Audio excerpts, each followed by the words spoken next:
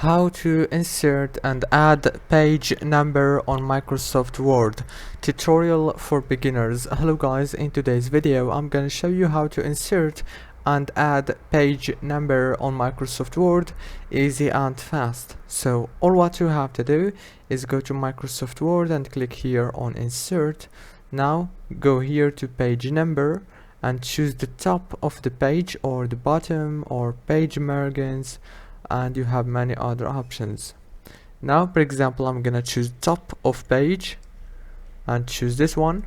Now I'm gonna add this number, for example 150, and here you go, it's here.